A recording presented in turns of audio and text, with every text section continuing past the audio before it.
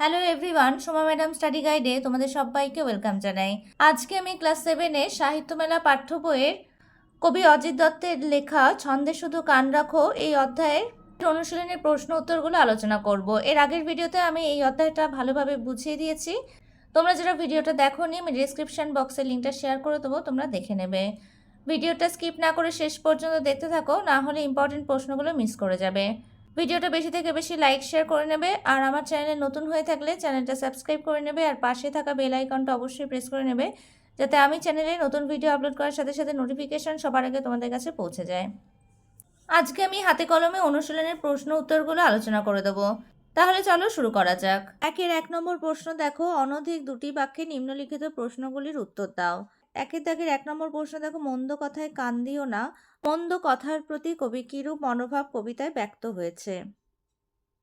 উত্তরটা হবে, কবি অজিত দত্তের লেখা ছন্দে শুধু কান রাখো কবিতায় কবি মন্দ কথার প্রতি বিরূপ মনোভাব ব্যক্ত হয়েছে, তাই কবি মন্দ কথায় কান দিতে নিষেধ করেছেন। 2 নম্বর প্রশ্ন দেখো, কেউ লেখেনি আর কোথাও, কোন লেখার কথা এখানে বলা হয়েছে? উত্তর হবে, কবি অজিত দত্তের লেখা ছন্দে শুধু কান রাখো কবিতায় কবি নদীর স্রোতের ছন্দময় ছড়া লেখার কথা বলেছেন। 3 নম্বর প্রশ্ন দেখো, চিনবে তারা ভুবনটাকে, কারা কিভাবে ভুবনটাকে চিনবে? উত্তর হবে, কবি অজিত দত্ত রচিত ছন্দে শুধু কান রাখো কবিতায় এই বিশাল ও বিপুল ভুবনের চারিদিকে যে ছন্দ ছড়িয়ে আছে, সে ছন্দকে মন ও কান পেতে শুনলে ভুবনটাকে ছন্দ সুরের সংকেতে যথার্থ চেনা সম্ভব হবে। এরপর 4 নম্বর প্রশ্ন দেখো, পদ্য লেখা সহজ নয়, পদ্য লেখা কখন সহজ হবে বলে কবি মনে করেন? উত্তর হবে, কবি অজিত দত্ত রচিত ছন্দে শুধু কান রাখো কবিতায় কবি মনে করেন যে জীবন ছন্দময় এবং জীবনের সেই ছন্দে কান দিতে হবে ও মন দিতে হবে। জীবনের ছন্দ সঠিকভাবে অনুভব করতে পারলেই জীবন পদ্যময় হয়ে উঠবে, আর তখনই পদ্য লেখা সহজ হবে।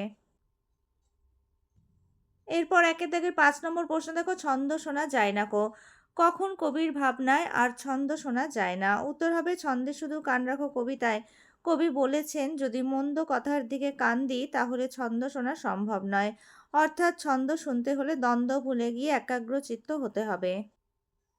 সকল প্রকার দ্বন্দ্ব ভুলে গিয়ে মন না দিলে ছন্দ শোনা যায় না বলে কবি মনে করেন। তাহলে 1 প্রশ্নগুলো আলোচনা করে দিলাম। এরপর 2 নম্বর প্রশ্ন দেখো, বিশেষ্যগুলিকে বিশেষণে ও বিশেষণগুলিকে বিশেষ্যে, এখানে একটা একার হবে, পরিবর্তন করো এবং বাক্য রচনা করো। প্রথম শব্দটা দিয়ে দিয়েছে, ঝড় হচ্ছে বিশেষ্য, ঝোড়ো হচ্ছে বিশেষণ।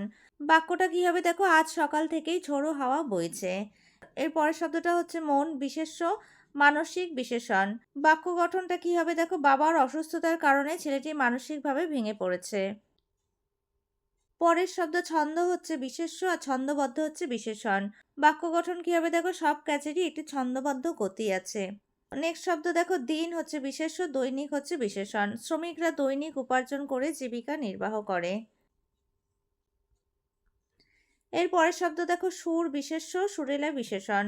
বাক্য গঠন কি হবে দেখো, কোকিল সুরেলা কণ্ঠে গান গায়। এর পরের শব্দ হচ্ছে সংকেত বিশেষ্য, বিশেষণ হবে সাংকেতিক। বাক্য গঠন দেখো, যুদ্ধের সময় সাংকেতিক ধ্বনি ব্যবহার করা হয়। পরের শব্দ হচ্ছে দ্বন্দ্ব, দ্বন্দ্ব বিশেষ্য আর দ্বান্দ্বিক হচ্ছে বিশেষণ।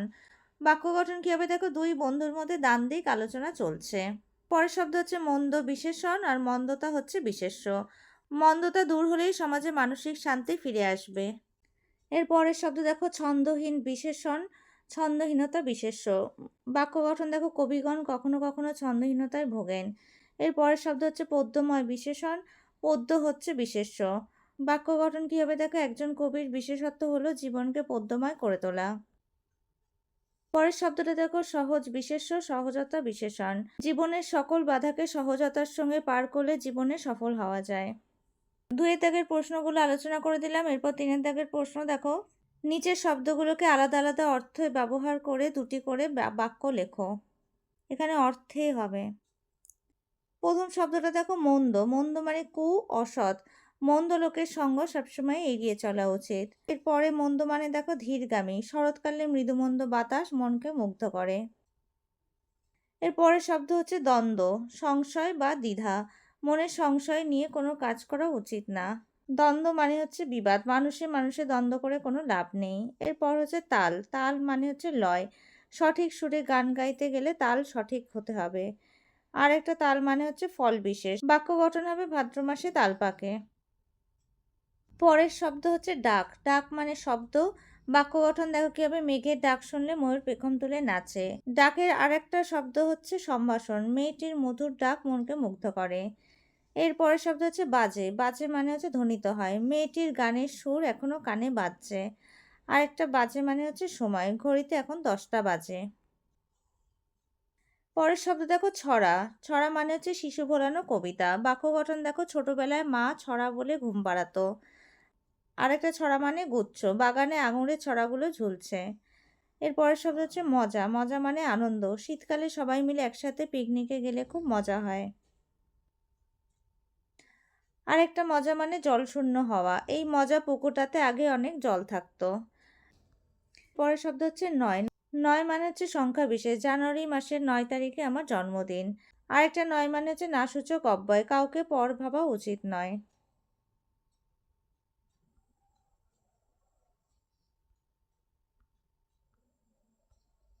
এরপর 4 দাগের প্রশ্ন দেখো, নিচের শব্দগুলি কোন মূল শব্দ থেকে এসেছে লেখো।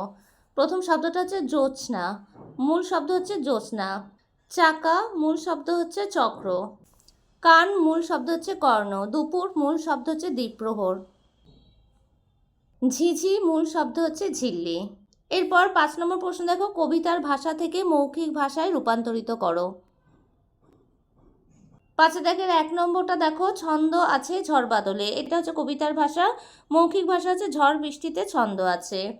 5 দাগের 2 নম্বরের সেন্টেন্সটা দেখো, ছন্দে বাঁধা রাত্রি দিন, মৌখিক ভাষা হচ্ছে রাত আর দিন ছন্দে বাঁধা আছে। 5 দাগে 3 নম্বর দেখো, কিচ্ছুটি নয় ছন্দহীন, মৌখিক ভাষা হচ্ছে কোনো কিছুই ছন্দহীন নয়। এরপর 5 থেকে 4 নম্বর সেন্টেন্স দেখো, চিনবে তারা ভুবনটাকে ছন্দ সুরের সংকেতে, মৌখিক ভাষা হচ্ছে ছন্দ আর সুরের সংকেতে তারা ভুবনটাকে চিনতে পারবে। 5 থেকে 5 নম্বর সেন্টেন্স দেখো, কান না দিলে যেন পদ্য লেখা সহজ নয়, মৌখিক ভাষা হচ্ছে যেন ছন্দে কান না দিলে পদ্য লেখা সহজ নয়। এরপর 6 দাগের প্রশ্ন দেখো, কান শব্দটিকে 5টি বিশেষ অর্থে ব্যবহার করে বাক্য লেখো। কান হচ্ছে ইন্দ্রিয় বিশেষ, বাক্য গঠন হবে দেখো, কান হলো জ্ঞানেন্দ্রিয়। এর পরের শব্দ দেখো, কানমলা মানে হচ্ছে শাস্তি পদ্ধতি, বাক্য গঠন কি হবে দেখো, পিন্টু স্কুলে পড়া না পারায় শিক্ষক মশাই কানমলা দিল। এর পরের শব্দ দেখো, কান পাতলা, কান পাতলা মানে হচ্ছে কথা গোপন করার অক্ষমতা, বাক্য গঠন কি হবে দেখো, রতন খুব কান পাতলা, ওর কাছে কোনো গুরুত্বপূর্ণ কথা বলা যাবে না। এর পরের শব্দ দেখো, কান খাড়া মানে হচ্ছে আগ্রহ সহকারে, বাক্য গঠন কি হবে দেখো, মণি মাসি দরজার পাশে দাঁড়িয়ে সব কথা কান খাড়া করে শুনতে লাগলো। এরপর দেখো, কানে লাগা মানে শ্রুতিকটু, মেয়েটির বেসুরো গান কানে লাগে, এখানে একটা হাইফেন দিয়ে দেবে। তাহলে 6 দাগের প্রশ্নটা আলোচনা করে দিলাম। এরপর 7 নম্বর প্রশ্ন দেখো, ঝড় বাদল এমনই সমার্থক বা প্রায় সমার্থক শব্দ দিয়ে তৈরি 5টি শব্দ লেখো। তাহলে 5টি সমার্থক বা প্রায় সমার্থক শব্দ দেখো কি কি আছে, নদ নদী, পাহাড় পর্বত, বইপত্র, মায়া মমতা, খালবিল। এরপর 8 দাগের প্রশ্ন দেখো, তোমার পরিচিত আর কোন কোন যানবাহনে চলার মধ্যে নির্দিষ্ট ছন্দ রয়েছে। উত্তর হবে, আমার পরিচিত যানবাহন যার চলার মধ্যে নির্দিষ্ট ছন্দ রয়েছে হবে, র করে দেবে। এমন কয়েকটি যানবাহন হলো গরুর গাড়ি, রেলগাড়ি, নৌকো, জাহাজ, ঘোড়ার গাড়ি, পালকি। নেক্সট 9 নম্বর প্রশ্ন দেখো, নানা প্রাকৃতিক ঘটনায় কিভাবে প্রকৃতির ছন্দ ধরা পড়ে। উত্তর হবে, তোমাদের বইতে চার্ট করে দেওয়া আছে, কান পেতে শোনা যাবে এমন শব্দ আর মন পেতে শোনা যাবে এমন শব্দ।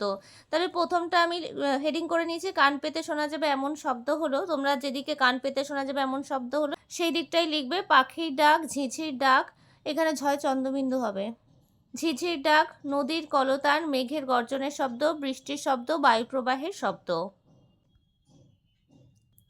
এরপর হেডিং করবে, মন পেতে শোনা যাবে এমন ছন্দ হলো, জ্যোৎস্না নীরব শব্দ, হৃদয়ের শব্দ, রাতের নীরবতা, দুঃখের হাহাকার, স্নেহের নীরব প্রকাশ। এরপর 10 দাগের প্রশ্ন দেখো, সমার্থক শব্দ লেখো। জল হচ্ছে নীর, জীবন, বাড়ি, সলিল। তোমরাও অন্য কোনো শব্দ জানা থাকলেও সেটা লিখতে পারো।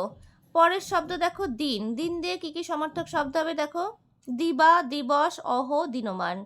এরপর হচ্ছে রাত্রি। রাত্রি হবে দেখো, রাত্রি দিয়ে কি কি সমার্থক শব্দ আছে দেখো, নিশা, রজনী, নিশীথ, যামিনী। এর পরের শব্দ দেখো নদী, তটি, তটিনী, তরঙ্গিনী, প্রবাহিনী। এর পরের শব্দ দেখো ভুবন, পৃথিবী, জগৎ, বিশ্ব, বসুধা। এরপর 11 নম্বর প্রশ্ন দেখো, শব্দ যুগলে অর্থ পার্থক্য দেখাও। মানে একই শব্দ দিয়ে দুরকম মানে লিখতে হবে। প্রথম শব্দ হচ্ছে দিন, দিন মানে দিবস, আর দয় দীর্ঘি দন্তনা দিন মানে হচ্ছে দরিদ্র। এর পরের শব্দ হচ্ছে মন মানে চিত্ত, আর মধ্যাহ্ন মন মানে হচ্ছে ওজন বিশেষ। দন্ত শয় সুর মানে হচ্ছে দেবতা, তালব শয় দীর্ঘ সুর মানে হচ্ছে বীর। এরপর দন্ত সকল ও সকল মানে সব, আর তালব সকল ও সকল মানে হচ্ছে মাছের আঁশ। নেক্সট 12 নম্বর প্রশ্ন দেখো, যারা তারার মতো 3টি সাপেক্ষ শব্দজোড় তৈরি করো। উত্তর হবে যিনি তিনি, যেহেতু সেহেতু, যখন তখন। এরপর 13 নম্বর প্রশ্ন দেখো, কবিতা থেকে খুঁজে নিয়ে 3টি সর্বনাম লেখো। উত্তর হবে কবিতা থেকে পাওয়া 3টি সর্বনাম হলো কেউ, যারা, তারা। নেক্সট 14 নম্বর দেখো, কবিতায় রয়েছে এমন 4টি সম্বন্ধ পদ উল্লেখ করো। উত্তর হবে কবিতায় রয়েছে এমন 4টি সম্বন্ধ পদ হলো ঝিঝির ডাকে, ঝয় চন্দ্রবিন্দু হবে, জলের ছন্দে, পাখির ডাকে, ঘড়ির কাঁটা। এরপর 15 নম্বর প্রশ্ন দেখো, নিচের বাক্য বা বাক্যাংশের উদ্দেশ্য ও বিধেয় অংশ আলাদাভাবে দেখাও। 15 দাগের 1 নম্বর প্রশ্ন দেখো, ছন্দ আছে ঝড় বাদলে। উত্তর হবে উদ্দেশ্য হচ্ছে ছন্দ, আর বিধেয় হচ্ছে আছে ঝড় বাদলে। 15 দাগে 2 নম্বর প্রশ্ন দেখো, দেখবে তখন তেমন, ছড়া হবে এখানে, আকারটা হবে না, কেউ লেখেনি আর কোথাও। উদ্দেশ্য হবে তেমন ছড়া, বিধেয় হবে দেখবে তখন, কেউ দেখেনি আর কোথাও। 15 থেকে 3 নম্বর প্রশ্ন দেখো, জলের ছন্দে তাল মিলিয়ে নৌকো জাহাজ দেয় পারি। উদ্দেশ্য হবে নৌকো জাহাজ, বিধেয় হবে জলের ছন্দে তাল মিলিয়ে দেয় পারি। 15 থেকে 4 নম্বর প্রশ্ন দেখো, চিনবে তারা ভুবনটাকে ছন্দ সুরের সংকেতে। উদ্দেশ্য হবে তারা ভুবনটাকে, বিধেয় হবে চিনবে ছন্দ সুরের সংকেতে। এরপর 16 নম্বর প্রশ্ন দেখো, নিম্নরেখ অংশগুলির কারক বিভক্তি নির্দেশ করো। 1 নম্বর 16 দাগের 1 নম্বর প্রশ্ন দেখো, ছন্দে শুধু কান রাখো। ছন্দের নিচে দাগ আছে, উত্তরটা হবে অধিকরণ কারকে এ বিভক্তি। 16 দাগে 2 নম্বর প্রশ্ন দেখো, ছন্দ আছে ঝড় বাদলে। এখানে ঝড় বাদলের নিচে দাগ আছে, উত্তর হবে অধিকরণ কারকে এ বিভক্তি।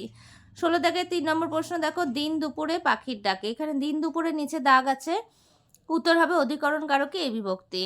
এরপর 16 দাগে 4 নম্বর দেখো, ছন্দে চলে রেলগাড়ি। রেলগাড়ির নিচে দাগ আছে, উত্তর হবে কর্তৃকারকে শূন্য বিভক্তি।